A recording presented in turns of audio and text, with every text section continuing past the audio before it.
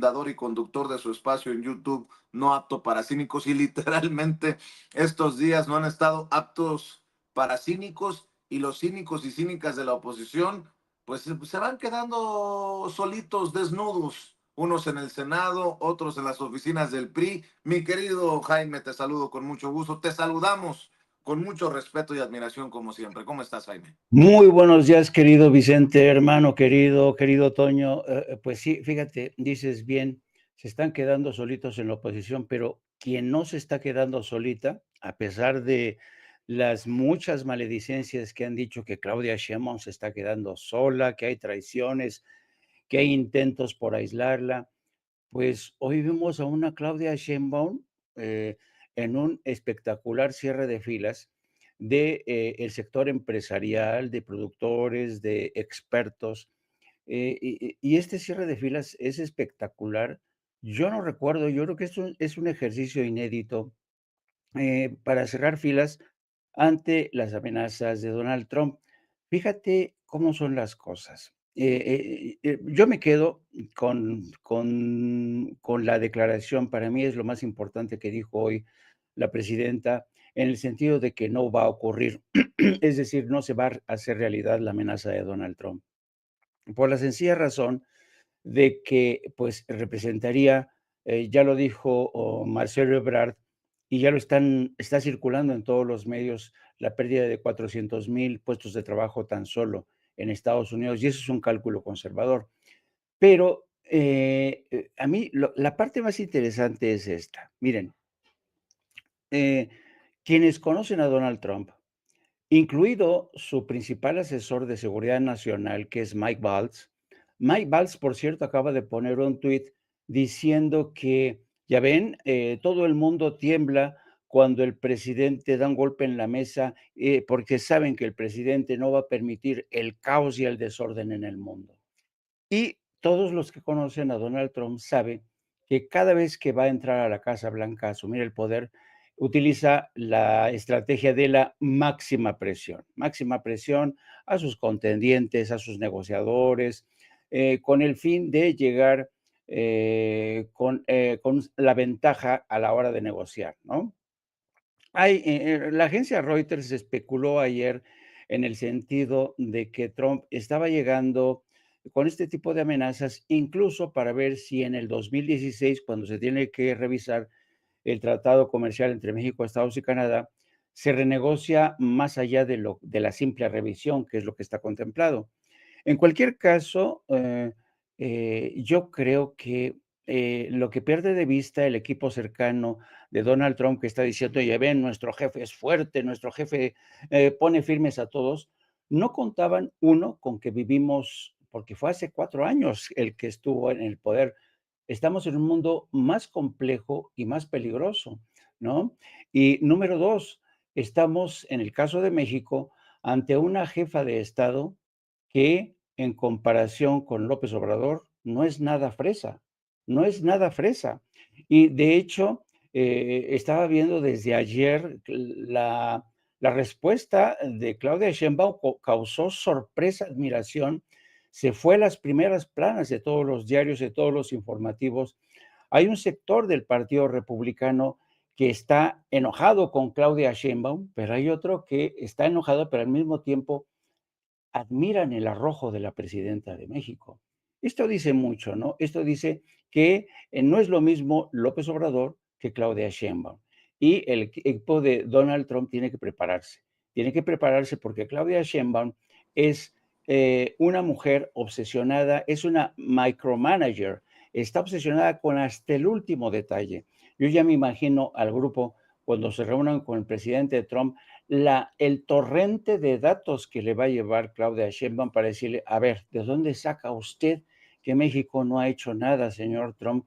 Con todo respeto, hemos hecho hasta lo imposible por frenar las caravanas de migrantes. Hemos invertido dinero, cosa que ustedes no han hecho a pesar de las reiteradas peticiones, primero a su gobierno y después al del presidente Biden. ¿Se acuerdan que pedían primero 4,000 millones, luego otros 4,000 millones a Biden, luego López Obrador terminó pidiendo 20,000 millones de dólares? Se burlaron los republicanos, se burlaron los demócratas, sí se burlaban, pero al mismo tiempo estaban invirtiendo en una guerra en Ucrania que por lo visto no va a servir de nada, porque todo parece indicar que cuando llegue Trump van a llegar a un acuerdo con Rusia. Y por otro lado, ayer vimos cómo Biden fue forzado a presionar a Netanyahu para decretar un alto al fuego en Líbano, no así en Gaza y Cisjordania. Así es que yo creo que la actuación de Claudia Sheinbaum no debe de verse como algo reactivo. No, yo creo que detrás de la acción y la decisión estratégica de Claudia Sheinbaum hay todo un cálculo político que a mí me está sorprendiendo mucho, la capacidad estratégica de Claudia Sheinbaum al decirle, vamos a sentarnos. Y me llamó la atención también, querido Vicente, querido Toño, este intercambio con las reporteras de Bloomberg, que si se dieron cuenta, las reporteras de Bloomberg están, diríamos, armadas, equipadas para hacer preguntas que tienen mucho que ver con la lógica con la que funcionan las calificadoras. Y siempre terminan topándose con pared, con muro, cuando se enfrentaban con López Obrador y ahora con Claudia Sheinbaum, porque, y se los dijo hoy Claudia Sheinbaum, dice, es que yo no entiendo el modelo que ustedes aplican que no tiene nada que ver con nuestro país. En su modelo, por ejemplo, ustedes ya están adelantando la imposición de aranceles, dice, algo que yo creo que no va a suceder. Y yo creo que si hacemos un recuento de la gente, de los analistas más importantes que conocen a Trump, la mayoría coincide en señalar que los aranceles no se van a aplicar. ¿Por qué? Porque se trata de una simple estrategia. El problema que tiene ahora Trump es que llega con una estrategia vieja. Es una estrategia que ya aplicó en la anterior ocasión y es una especie de ahí viene el lobo que utilizó en la primera ocasión, y hoy ya México sabe que ese ahí viene el lobo, pues no se corresponde con la realidad, ¿no? Y yo creo que Donald Trump, evidentemente, lo que quiere causar, según asesores que le rodean, crear esta sensación de que Trump va a tomar medidas incluso impensables, alocadas, ¿no? Pero eso es lo que quiere él que creamos, ¿no?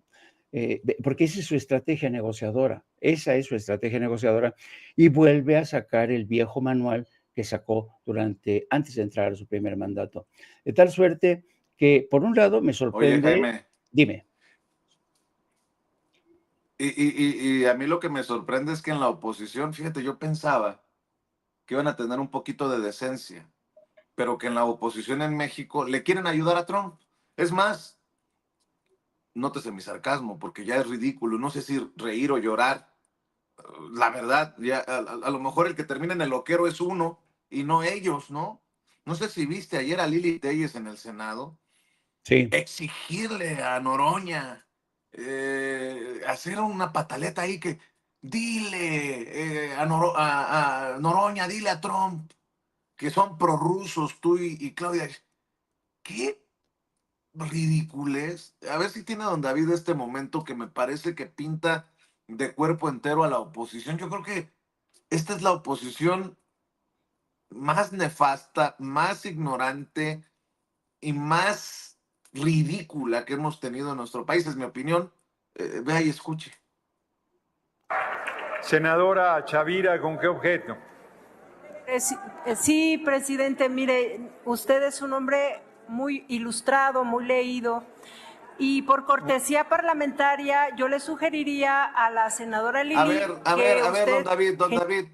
don David, por favor, el, el video de Lili Telles, en donde Lili Telles le exige a Noroña volver a hablar de los prorrusos.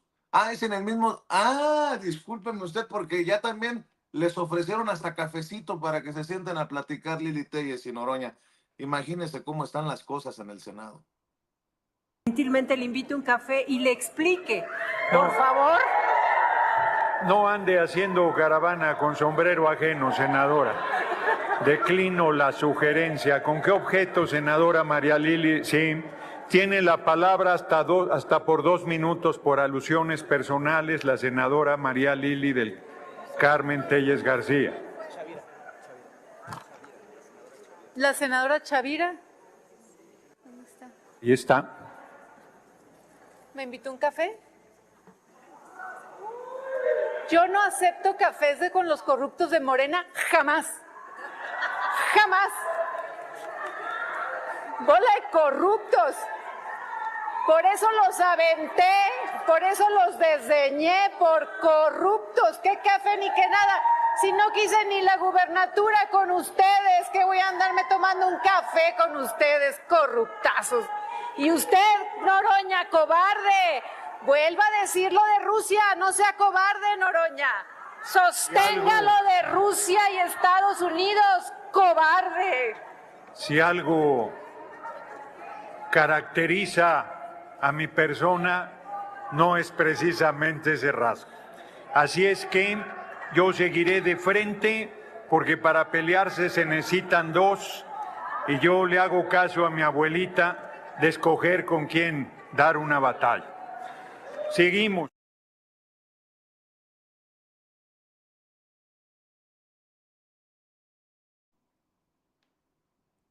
Bueno, yo había escuchado otro encontronazo ahí. Hay un mensaje de Lili Telles a Trump, don David. Estados Unidos. No esperen, señor Trump y señor Marco Rubio, no esperen de Morena una acción contra los cárteles que trafican con droga y con migrantes, porque son los socios de Morena, son los socios del partido que llevó a la presidenta al poder.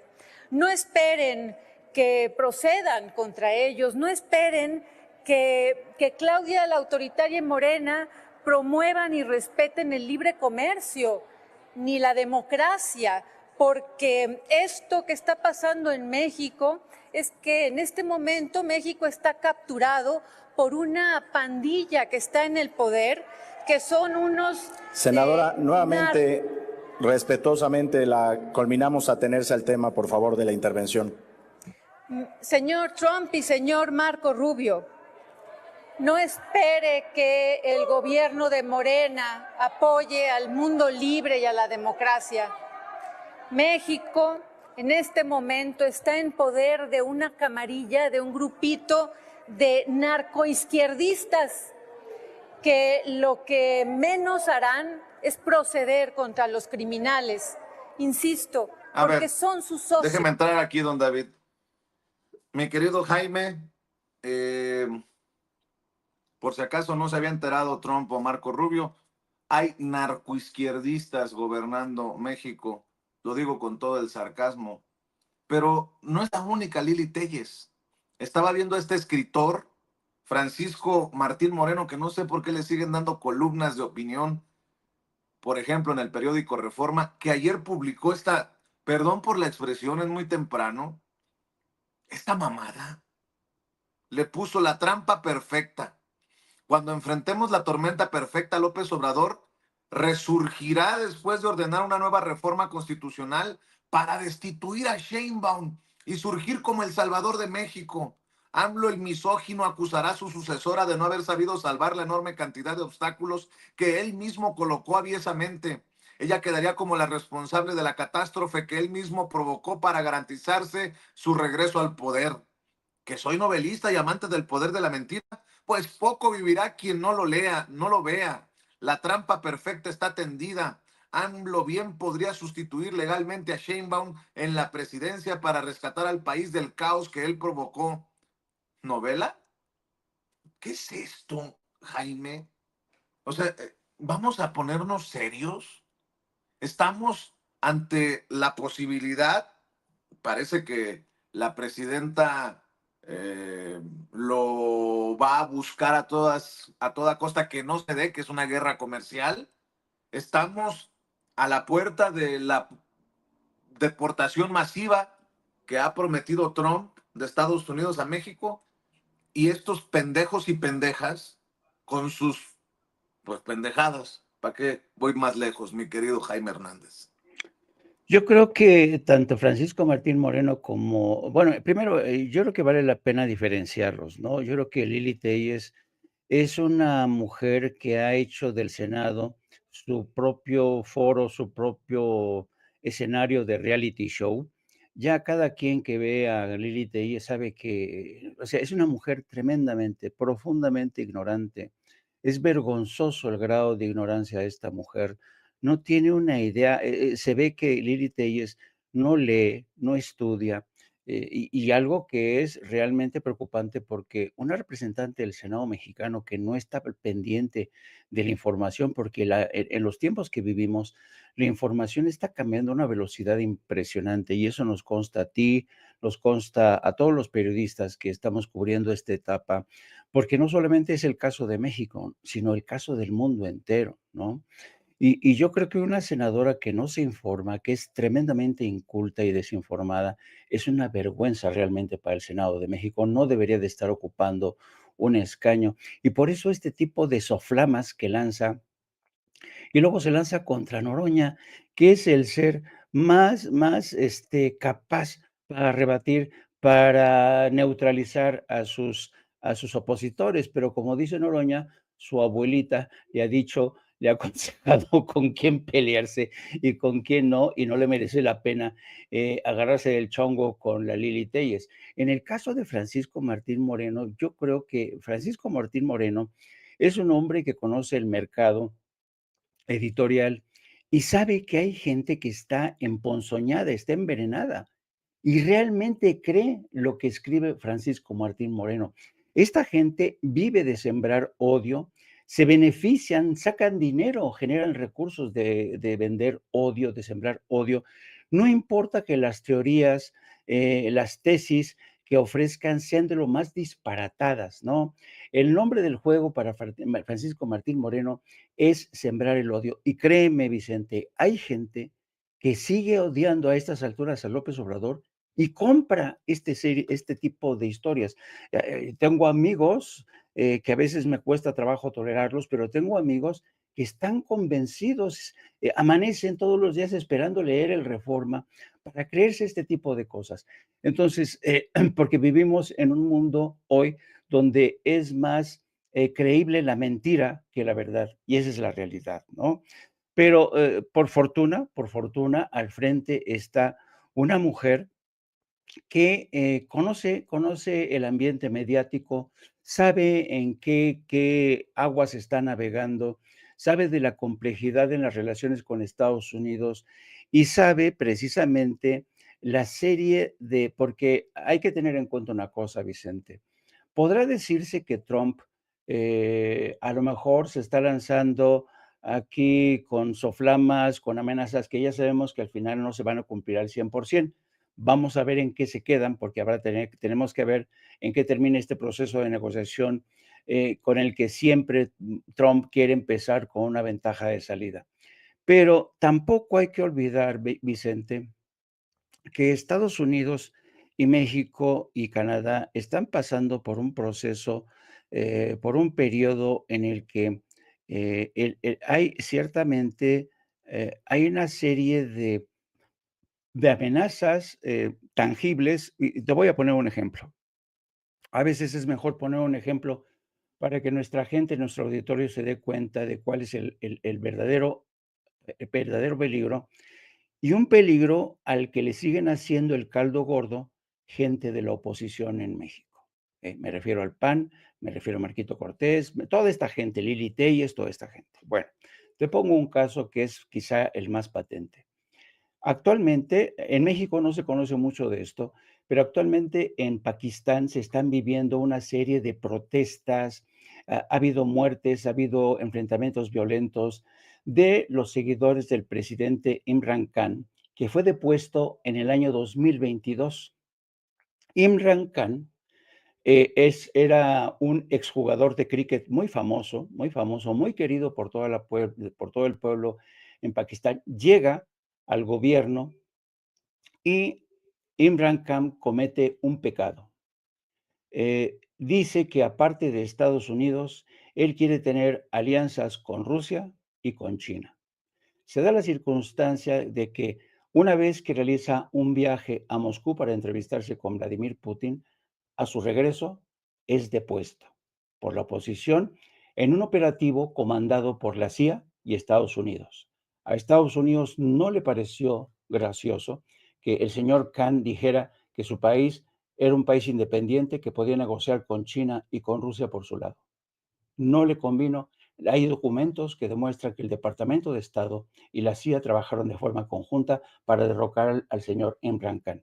Esto fue en el 2022, coincidiendo con el avance de las tropas de Vladimir Putin sobre Ucrania. Bueno, ¿qué es lo que ha pasado desde entonces? Desde entonces siguen habiendo protestas, muertos, hay una revuelta separatista de Beluchistán, también en Pakistán. ¿Por qué? Porque en Beluchistán hay tierras preciosas, materiales preciosos, litios, todo, algo que ambiciona Estados Unidos. Lo mismo que quiere Estados Unidos en Ucrania, por cierto, porque Lindsey Graham ha reconocido que no pueden perder esta batalla en Ucrania porque Ucrania es uno de los países que tiene mayores yacimientos de tierras raras y de litio y no van a permitir que se lo quede Rusia. Entonces, ofrezco estos dos ejemplos para que vean ustedes lo sinuoso del terreno que va a atravesar Claudia Sheinbaum. Hemos visto que la presidenta de México ha dicho, México es un país libre y soberano y puede negociar con el país que ella quiera. Ha puesto como ejemplo la Unión Europea, ha puesto como ejemplo China, pero ella sabe bien que tiene que respetar un acuerdo comercial con Estados Unidos, no puede pelearse con Estados Unidos. De tal suerte que lo sabe muy bien Claudia Sheinbaum y lo sabe también Donald Trump. Trump sabe que sin México, Estados Unidos realmente tendría un escenario de pesadilla, pero de pesadilla, porque todas las cadenas de producción se realinearon después de la crisis del COVID, que obligó a muchas empresas a salirse de China para establecerse a México. De ahí el famoso fenómeno de las inversiones extranjeras que aumentaron de forma espectacular en México y la relocalización de muchas. En ese contexto, por eso digo que Trump tiene que tener en cuenta que el mundo ha cambiado desde el COVID, que obligó a muchas empresas a salirse de China, venirse a México, y esas empresas no van a dar marcha atrás. Les va a suponer enormes costos regresar a China. Por otro lado, tampoco se puede ignorar a China. Estados Unidos convirtió a China en el principal productor mundial. Todo estaba hecho en China y hasta la fecha sigue hecha en China. Y la prueba, por ejemplo, es que para entender el fenómeno de China hay que estudiarlo a fondo, cosa que, por ejemplo, las dos reporteras de Bloomberg no han hecho bien su trabajo en el caso de México. Las dos reporteras de Bloomberg no han hecho el trabajo de hacer seguimiento de todo el trabajo que se hizo en materia de migración, con sus luces y sus sombras, con violaciones a los derechos humanos, sí, pero México tenía que responder. Con la conversión de la Guardia Nacional en un brazo añadido de la patrulla fronteriza, porque se acuerdan ustedes cuando México de facto aceptó ser tercer país, cuando Marcelo Ebrard era secretario de Relaciones Exteriores. Eso frenó la primera crisis y la primera amenaza de Trump. Pero ahora realmente, cuando México ya ha hecho mucho de ese trabajo, ahora sí no le pueden exigir a Claudia Sheinbaum más. Y Claudia Sheinbaum ahora tiene todas las herramientas del mundo y todos los argumentos para decirle, a ver, nosotros les hemos dicho que este tema no se va a resolver mientras no haya inversión en Centroamérica. Se requieren, como lo dijo el presidente Andrés Manuel, más de 20,000 millones de dólares para invertir, para evitar que esa gente siga emigrando. Pero ¿cuál es el problema, Vicente? El problema es que a la industria armamentista de Estados Unidos le conviene más seguir en la guerra con Irak, apoyar a Israel. Israel ha llevado a Estados Unidos a guerras estúpidas y irresponsables. Lo hizo con Irak cuando no se encontraron armas de destrucción masiva. Y lo quiere hacer ahora con Irán. Quiere arrastrar a Estados Unidos a un enfrentamiento con Irán y va a insistir con Trump en este sentido. Claro. Entonces, imagínate, con todo eso que va a llegar Trump, toda esa complejidad, va a aplicar una estrategia tan simple de reclamo para imponer unos aranceles que se le puede revertir. Yo creo que las cosas han cambiado y la gente que respalda y asesora a Trump debería saber. Oye, Jaime, el acomoditicio, la chimoltrufia que tenemos en México de embajador de Estados Unidos, Ken Salazar, ya también le anda dando consejos a la presidenta. Ahora resulta que el que no se quejaba cuando estaba el presidente Andrés Manuel López Obrador en Palacio Nacional y que ahora sale a despotricar porque no tuvo los argumentos para decirle al presidente lo que ahora dice, pues resulta que salió también republicano porque que no está sirviendo a un gobierno demócrata. Bueno, pues le entró al tema de esta amenaza de Donald Trump, el presidente electo republicano en Estados Unidos. ¿Qué necesidad para su ego de protagonismo de Ken Salazar? Calladitos se ve más bonito que le traduzcan, por favor, a don Ken. México, en la frontera de los Estados Unidos. Pues, ¿dónde vienen en México? ¿Saben los 4 estados? Chiapas, Michoacán, Guerrero y Guanajuato. ¿Por qué se está saliendo tanto mexicano de esos estados? Es porque se requiere la seguridad. Eso es la realidad de México que se reconoce donde quiera.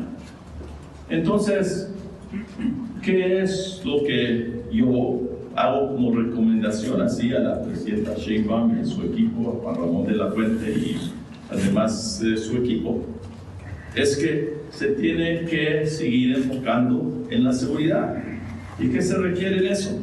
Se requiere que se pongan recursos.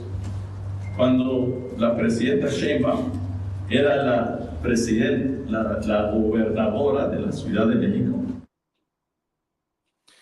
A ver, Jaime, no es meterse en cosas que no le corresponden. Y yo creo que la presidenta anda muy ocupada en estos momentos como para responderle al empleadillo, ¿no? Al embajador de Estados Unidos en México. Pero nosotros sí tenemos que decirlo, ¿no? Que se mete en cosas que no le corresponden. Ahora, que inviertan, dice. El presidente Andrés Manuel López Obrador les ha pedido invertir en Centroamérica precisamente para mejorar las condiciones, que a su vez mejorarán las situaciones de seguridad, que a su vez generará que la gente permanezca en sus lugares de origen, y no le hicieron caso. La presidenta Claudia Sheinbaum ahora también ha pedido la inversión, que con el 1% de lo que invierten en guerras, que se invierta en zonas vulnerables. Y yo no veo cómo don Ken Salazar diga, ojalá que nuestro presidente o que el próximo presidente de Estados Unidos inviertan un poquito del dinero que tiramos en guerras para que me hagan caso. Pero bueno, esa es solamente una recomendación, un sentimiento de un pobre reportero a un gran embajador. Nótese mi sarcasmo, querido Jaime. No, y tienes toda la razón, querido Vicente. Como decimos en México, para tener la lengua larga hay que también tener la cola muy corta, y esto aplica al embajador Ken Salazar.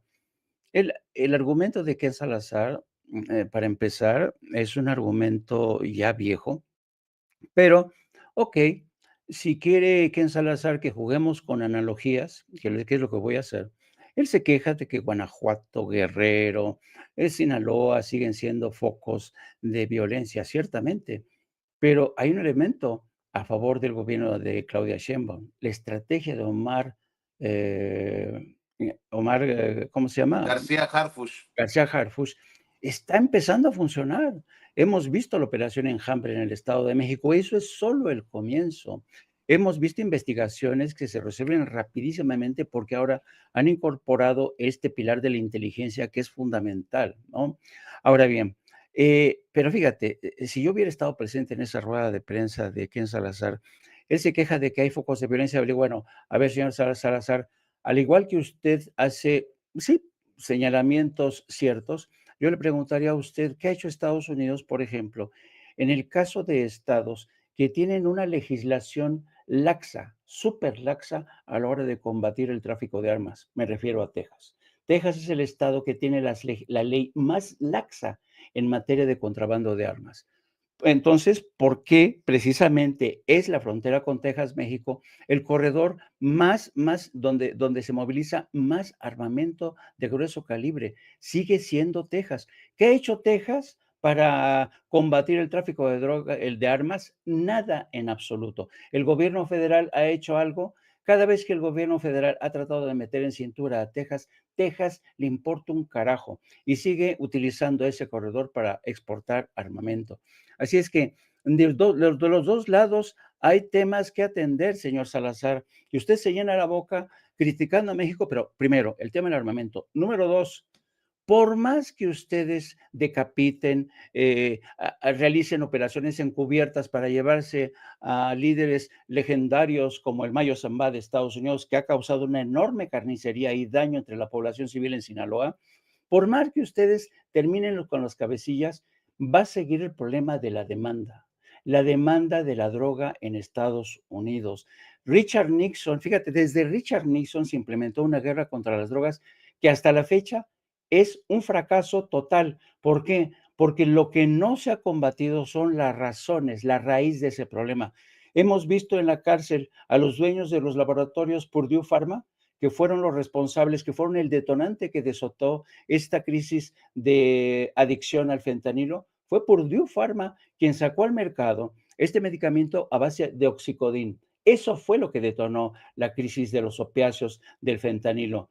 ¿Qué ha pasado con la familia Sackler, los dueños de Purdue Pharma? Nada. ¿Han metido a alguno de sus directivos? Nada. Están negociando con el Departamento de Justicia una multa. ¿Qué ha pasado con los dueños de los bancos, los presidentes, los ejecutivos de la banca estadounidense, donde se lava todo el dinero del narco? ¿Hay algún directivo, hay algún presidente ejecutivo de la banca en la cárcel por haber lavado dinero que está penado? No hay ninguno, Vicente. Entonces, cuando Ken Salazar viene a dar clases a México de cómo se tiene que combatir la violencia, debería empezar por reconociendo, y lo reconocen, pero ¿sabes cuál es el problema? Que no hacen nada en absoluto. Entonces, esta locura de venir a reclamar a México porque no se hace lo suficiente, porque incluso no nos aceptan el dinero, López Obrador no quiso aceptar dinero, una mierda de dinero, 70 millones de dólares, creo, una miseria que no servía para atender nada. México invierte más de 1,000 millones de pesos en América Central con programas como Sembrando Vida, para tratar de arraigar a la gente, para tratar de la gente que no siga emigrando o buscando el American Way of Life en Estados Unidos. México ha puesto mucho y más de su parte para tratar de frenar este fenómeno migratorio, pero mientras no tenga la colaboración leal y honesta de Estados Unidos, está condenado al fracaso este esfuerzo.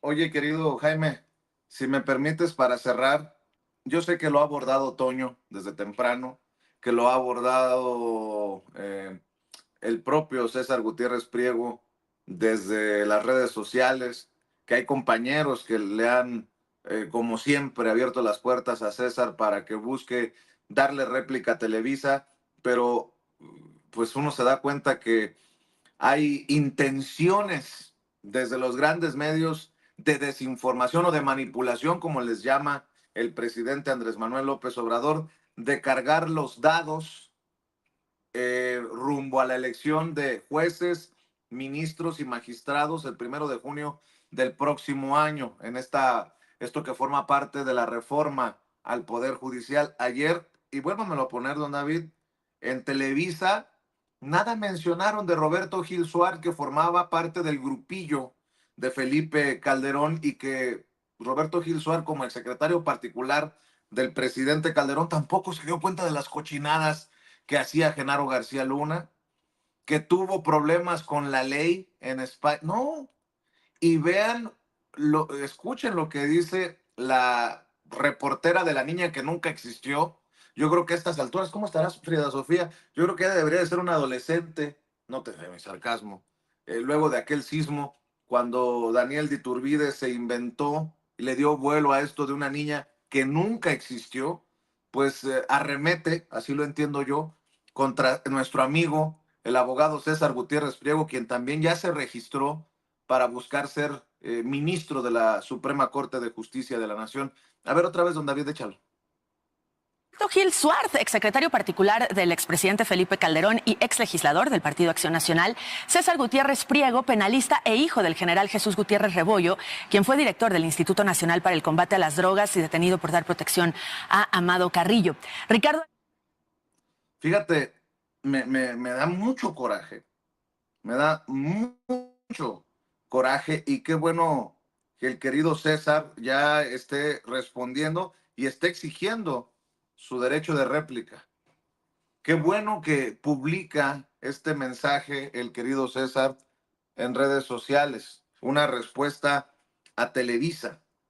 Pero ojo que se viene con todo la guerra desde los medios tradicionales, desde los medios corporativos, para intentar denostar a personajes como César Gutiérrez Priego, a quien le digo que es mi hermano, que lo quiero mucho, que es mi amigo, que siempre me ha demostrado gran lealtad y gran amistad, y su sentido de la amistad, tú lo sabes, Jaime, pues hasta a uno llega a sorprenderlo, es amigo del amigo, y que escribe toda mi solidaridad para César por la mamarrachada, la grosería que publicó Daniel de Iturbide en Televisa. Dice, mi respuesta a Televisa: el día de hoy Noticieros Televisa, a través de Daniel de Iturbide, hicieron mención de mi registro como candidato a ministro de la Suprema Corte. Durante la cápsula, mientras al panista Roberto Gil Suárez le resaltan su carrera política como secretario particular de Calderón,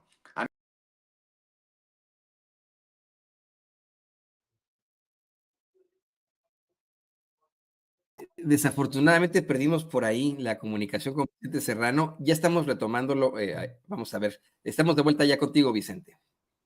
sí, qué extraño que se haya cortado cuando estoy en este tema, pero Déjame hacer rápido la mención que Google tiene acciones en la fusión entre Univisión y Televisa, y que cada vez que se tratan temas sobre la fábrica de la mierda Televisa, pasan cosas muy raras en YouTube. Así que... Pues no, yo pensaba que exageraban cuando decían en redes sociales telemierda. Pues no, es telemierda, telerisa. Regreso a la carta, mi querido Jaime, para escuchar tus opiniones. Mi respuesta a Televisa dice: el día de hoy Noticieros Televisa, a través de Daniel de Iturbide, hicieron mención de mi registro como candidato a ministro de la Suprema Corte. Durante la cápsula, mientras al panista Roberto Gil Suárez le resaltan su carrera política como secretario particular de Calderón, a mí me refieren como el hijo del general Gutiérrez Rebollo y afirman que fue detenido por haberle dado protección a Amado Carrillo Fuentes, el Señor de los Cielos. Esto no solamente es falso y lo pone con mayúscula, al contrario, el único general mexicano que detuvo y arrestó a Amado Carrillo fue mi señor padre. Además, Televisa ignora más de 25 años de carrera como abogado penalista y de mi formación académica y profesional. Para los mexicanos, dice César, a mi padre, el general Gutiérrez Rebollo, lo arrestaron tras descubrir que la familia del expresidente Ernesto Zedillo estaba involucrada con el crimen organizado, concretamente con los reyes de las anfetaminas, los Amezcua Contreras del cártel de Colima. Mi padre, al notificar a las autoridades sobre esto, no solo fue arrestado, su familia fue asediada, mi madre y mi hermana fueron amenazadas, mi hermano y yo fuimos secuestrados y torturados para declarar en contra de mi señor padre. Éramos apenas unos jóvenes. Adicionalmente, el gobierno de Zedillo y el Poder Judicial le inventaron a mi padre delitos para encerrarlo de por vida y nunca pudiera divulgar lo que descubrió. Es ahí cuando decido hacerme abogado. Es ahí cuando tomo la decisión más importante de mi vida y dedico mis estudios al derecho para sacar a mi padre de prisión. Tras años de litigio lo logré, no solamente recuperé su libertad, sino también su reputación, y es de conocimiento popular en las Fuerzas Armadas esto que les comento a ustedes. Fue el litigio de mi vida y desde entonces me dedico a ayudar a inocentes que están injustamente privados de su libertad. No soy ingenuo. Sabía que al inscribirme como candidato a ministro de la Suprema Corte se encendería la guerra sucia. No importa, alguna vez un gran hombre dijo que cuando se lucha por causas justas había que pagar una cuota de humillación, y aún así no tengo mayor honor y orgullo que ser hijo de mi padre. Le exijo a Televisa y a Daniel de Iturbide lo que es mi derecho constitucional, el derecho de réplica. Gracias por su amable lectura. Y mi querido Jaime, este tema también lo voy a abordar con el maestro Paco Cruz más tarde, porque adivina, adivinador. Ahí mismo, en donde Roberto Gil Suart anunció su intención de buscar ser ministro de la Suprema Corte de Justicia de la Nación en Radio Fórmula, con los voceros de los malandros, acaba, mi querido Jaime, de anunciar, imagínate tú, Marisela Morales. ¿Te acuerdas de Marisela Morales, la ex procuradora general de la República en tiempos de Calderón? También señalada de cosas extrañas. Marisela Morales, que tampoco se dio cuenta de las cochinadas de García Luna, que anunció que quiere ser ministra de la Suprema Corte de Justicia de la Nación, que ya se inscribió para contender, te digo, la cosa que pensábamos que iba a estar, no sé si miel sobre hojuelas, pero sí menos complicada, la van a complicar dinamitando o tratando de dinamitar el proceso con estos personajes, con estos innombrables. Mi querido Jaime, ahí te dejo la víbora chillando. Sí, no, fíjate que me está llamando la atención porque cuando surgen este tipo de campañas, uno que ya es viejo, como tú me comprenderás, querido Vicente, pues la verdad es que no puede dejar de pensar en otra cosa. Mira, efectivamente, porque uno puede pensar, bueno, pobrecita de Daniel de Iturbide, es ignorante, es una reportera que en muchas ocasiones la ha cagado, por innumerables ocasiones. Se dice incluso que Daniel de Iturbide fue ascendiendo poco a poco en Televisa. Bueno, mejor no sigo adelante porque hay tantas versiones del ascenso a espacios estelares de Isabel de Iturbide que, híjole, mano, vergonzoso. Pero bueno, aparte de eso, cada quien en su vida privada que revoletee el papalote como se le pegue la gana. Pero lo que sí uno no puede perdonar es el tema del profesionalismo, ¿no? Y Isabel de Iturbide ha dado no una, sino múltiples muestras de falta de profesionalismo, ¿no? O de exceso de servidumbre con sus patrones, ¿no? Y yo creo que, mira, en el caso de César Gutiérrez, que yo tengo el gusto de conocer como tú, yo por César Gutiérrez tengo no solamente un afecto, pero hagamos de lado ese afecto, porque tenemos que ser objetivos. Hagamos de lado ese afecto que tengo por César Gutiérrez. Yo tengo mucho respeto por César Gutiérrez, no solamente por sus credenciales, porque es un hombre que ha trabajado toda su vida, ha estudiado, tiene maestría, se ha preparado. No, presentó todos sus documentos, todo está en orden, los cursos que llevó aquí y en el extranjero.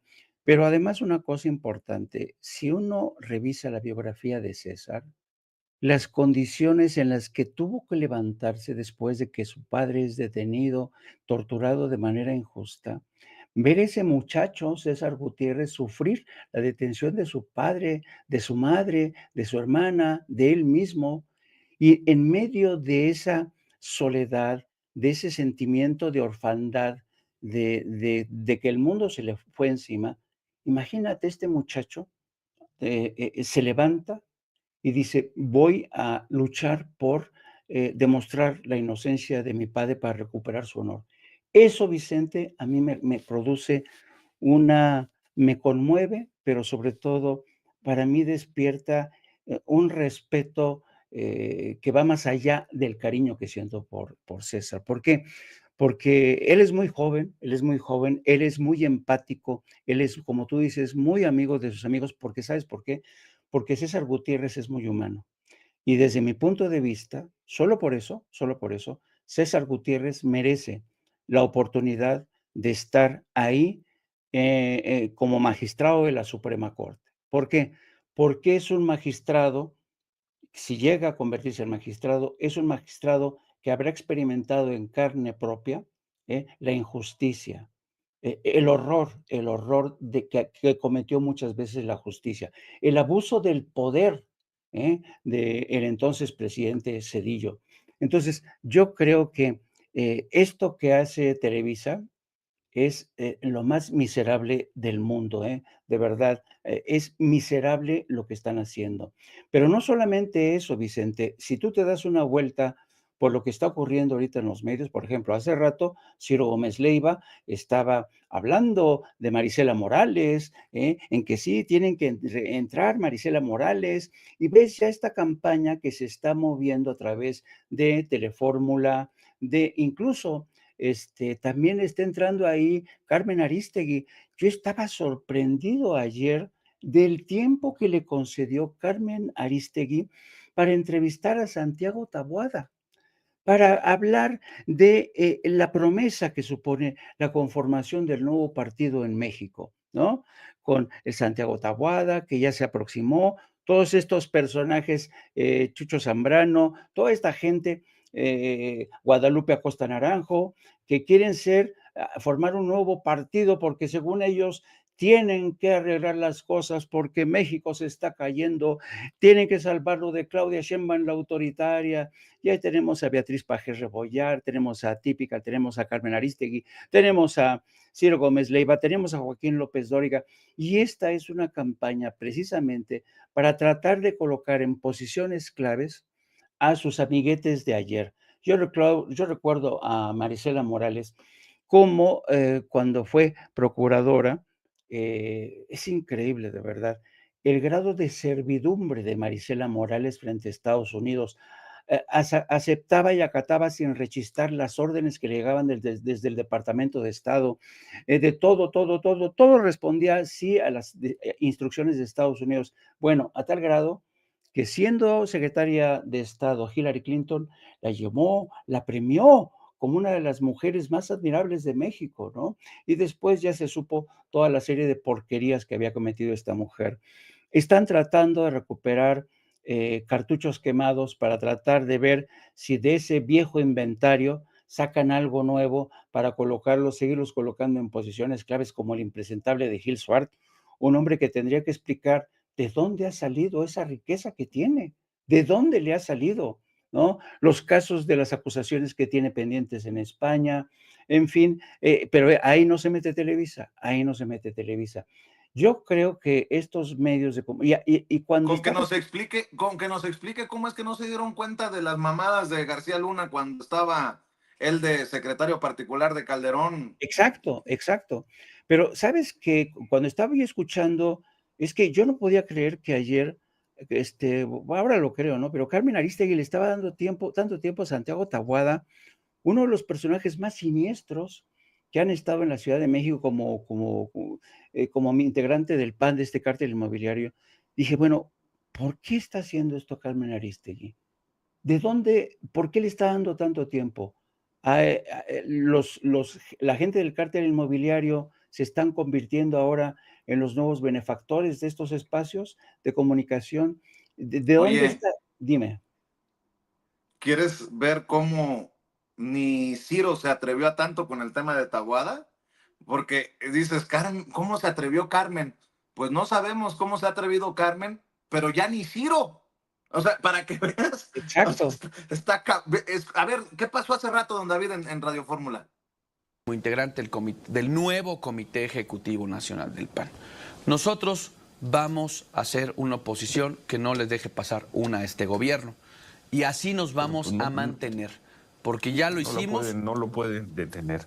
En el 88 tuvieron una formidable elección con un formidable candidato, tuvieron formidables legisladores, y en el 94 también tuvieron una campaña formidable, con un candidato formidable, y parecía que estaban cerca de que ocurriera algo distinto. Lo que ocurrió en el 97 hoy, y lo escribí creo que ayer en el periódico, en el Excelsior, yo veo un PAN que no los entusiasma ni a ustedes, Santiago. Yo te voy a decir una cosa, estamos muy entusiasmados quienes estamos teniendo hoy la oportunidad generacionalmente de vivir y de hacerle frente a este nuevo gobierno. Nosotros no la habíamos tenido antes, Ciro, pero sí decirte algo.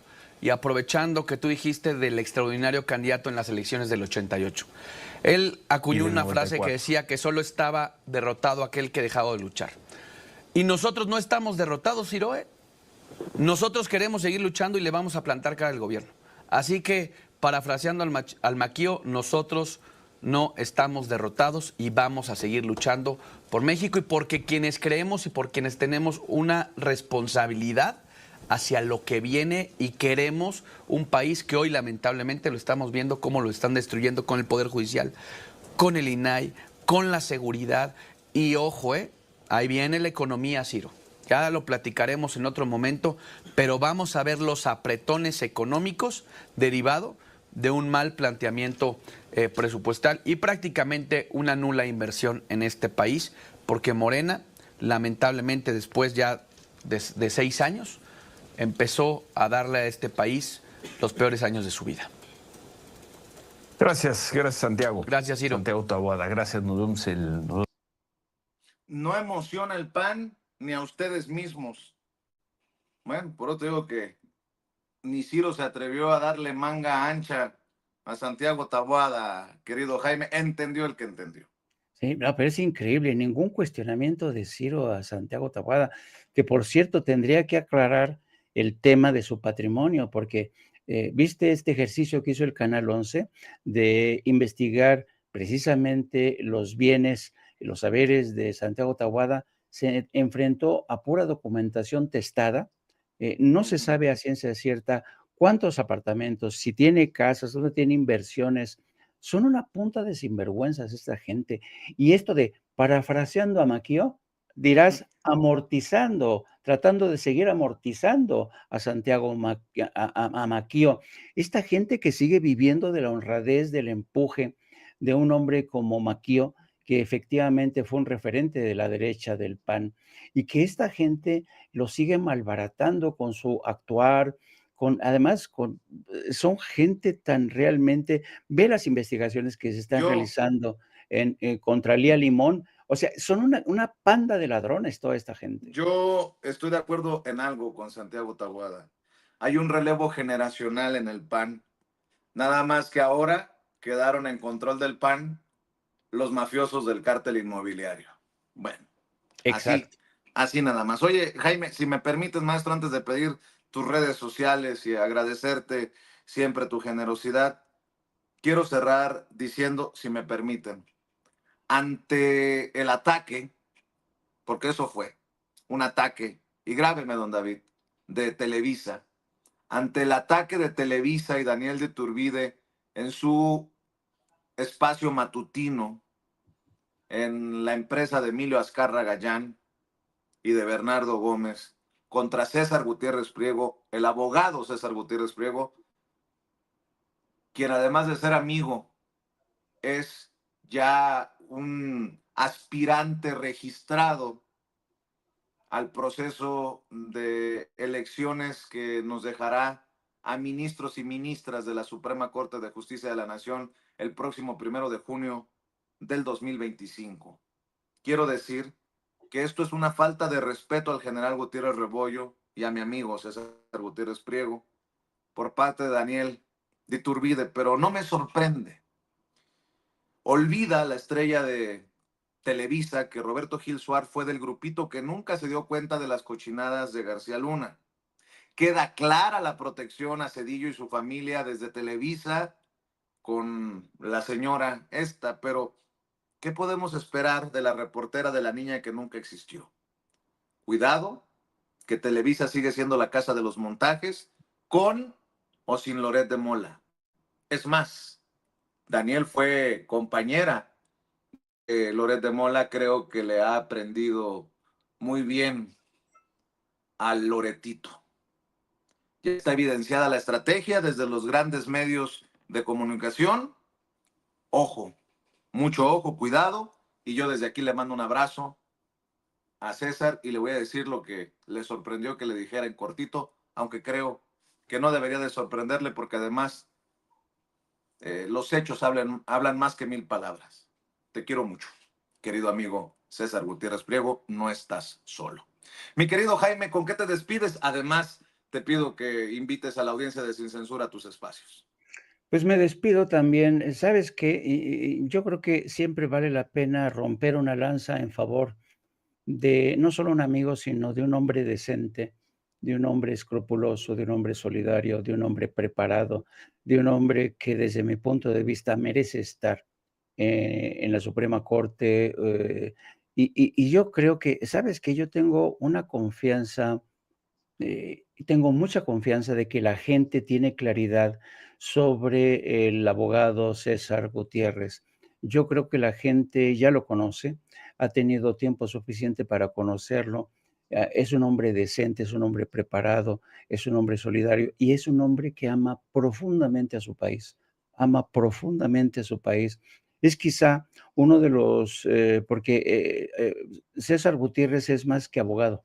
Yo creo que ha descubierto esta profesión del periodismo, lo ha envenenado y se ha convertido en un estupendo analista. Es quizá uno de los analistas que mejor conoce las Fuerzas Armadas de México, conoce bien y sería fabuloso que un personaje como César, que tiene tan de cerca ese conocimiento con las Fuerzas Armadas, es un plus, sería una ganancia como magistrado en el aparato de justicia. Así es que yo le pido a la gente que por favor el próximo 1 de junio tengan en cuenta, tengan en mente esto. César Gutiérrez no es por nada. Creo que César Gutiérrez ya demostró que fue capaz de sacar el buey de la barranca cuando tuvo que rescatar a toda su familia y a su padre. Y si un hombre que ha sido capaz de eso, ¿ustedes creen que no sería capaz de sacar adelante lo mejor de México, lo mejor de las leyes, lo mejor de la justicia para todos y cada uno de nosotros? Yo confío muchísimo en que nuestra gente, en que la gente le dará su apoyo a este hombre que además tiene otra enorme virtud. Es joven y ahí sí me da mucha pinche envidia, Vicente. Es tremendamente joven y puede ser un magistrado. No te quiero desilusionar, pero maestro, en el equipo creo que la gran mayoría somos más jóvenes que tú. Perdón. Te pusiste de pechito, maestro. Sí. Bueno, los quiero, ¿sabes? Son chavales comparados conmigo, pero los quiero un chingo y lo saben ustedes. Y nosotros te queremos a ti, maestro, por eso voy a invitar a la gente que nos está viendo, por ejemplo, en Twitter, bueno, en X, antes Twitter, que te busquen como @Jaime Journo o Jaime Yourno y que te sigan en YouTube, que apoyen esos espacios. La única forma de seguir avanzando, financiando nuestros espacios independientes, es con la monetización que recibimos de plataformas como YouTube. El maestro Jaime Hernández tiene un programa que se llama No Apto para Cínicos. Le pido que al canal No Apto para Cínicos lo sigan, se suscriban y que lo apoyen con superchats, con el respaldo a sus videos. ¿A qué horas estás, mi querido Jaime, para que la audiencia siga estos esfuerzos? Todos los días, de lunes a viernes, a partir de las 14 horas, vamos a estar ahí al tanto haciendo nuestro mejor esfuerzo. Y yo quería solamente un último comentario a propósito de lo que has dicho de la monetización. Yo creo, Vicente, que siendo en este inicio de sexenio, teniendo tan comprometido el presupuesto de la Federación, que por cierto ayer se aprobó en comisiones y que al parecer va a seguir adelante, y la presidenta, a pesar de lo que dijo Santiago Taboada, van a seguir las inversiones en infraestructura, ya lo dijo esta mañana la presidenta ante las reporteras de Bloomberg, porque si viene ese bulo de que México va a crecer poco, 0 punto algo, la presidenta dice, no, nosotros no conseguimos con sus cifras, vamos a crecer y no nos vamos a quedar de brazos cruzados, vamos a seguir invirtiendo, es decir, pero sabemos que no va a haber presupuesto para redes sociales, para medios en redes sociales, y como a la gente de los grandes medios corporativos le han surgido fuentes alternas de financiamiento, me refiero a carteles inmobiliarios, me refiero a fuentes de financiamiento desde Estados Unidos, me refiero a grandes corporaciones, pero nosotros vamos a seguir bregando con lo que la gente aporte. Lo mismo Sin Censura, lo mismo de No Apto para Cínicos, en fin, todos estos proyectos que han surgido y que se han convertido en una piedra de toque de lo que es la Cuarta Transformación y que, sin embargo, no hemos tenido la consideración, no se nos ha volteado a ver para ayudarnos desde las instituciones oficiales con algo, con una ayuda, con una suerte de, como hacen los franceses tienen un canon, una suerte de impuesto que cada ciudadano paga al año para financiar precisamente proyectos de información pública que beneficien al pueblo, porque la información es un derecho de la sociedad. Entonces, por lo pronto, querido Vicente, vamos a tener que dependernos de nosotros mismos, vamos a tener que seguir rascándonos con nuestras propias uñas y tenemos que ser, por tanto, solidarios. Yo le pido a la gente que sigan respaldando proyectos como el de Sin Censura, son fundamentales. No se imaginan a veces lo que cuesta trabajo conseguir una entrevista como las que ha presentado Vicente con Lenia Batres, con Yasmín Esquivel, siempre tocando puertas, siempre sacando entrevistas, viajando de aquí para allá. Eso demanda, eso requiere de recursos, de tiempo, de esfuerzo. Es un esfuerzo que estoy seguro que Vicente va a seguir ahí